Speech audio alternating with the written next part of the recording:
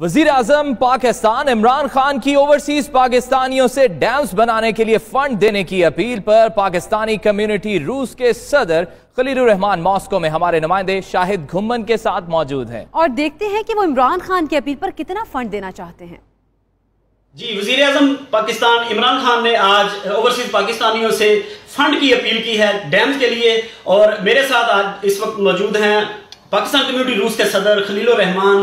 वो इस कार्य खैर में हिस्सा डालना चाहते हैं जो डैम के लिए फंड रेजिंग हो रही है। तो इनसे पूछते हैं कि ये कितना फंड देंगे और इनसे ये भी पूछेंगे कि पाकिस्तान के लिए इनके जज्बात इस वक्त क्या हैं। नई हुकूमत है, नया पाकिस्तान है। जी, इमरान खान साहब की हर अपील पे ओवरसीज़ पाकिस्तानी उनके हमेशा कदम ब कदम रहे हैं और उनकी अपील पे हमेशा लब्बैक कहा है। तो मैं इस सिलसिले में पाकिस्तान में डैम बनाने के लिए इमरान खान साहब की अपील पे $5000 का फ़ंड कल इंशाल्लाह डैम के अकाउंट्स में जमा करवाऊंगा। जी, खलीलुर रहमान साहब ने पाकिस्तान कम्युनिटी रूस के सदर हैं। इन्होंने डैम के लिए $5000 का ऐलान किया है और वो कल डैम के अकाउंट में जमा करवाएंगे। जी।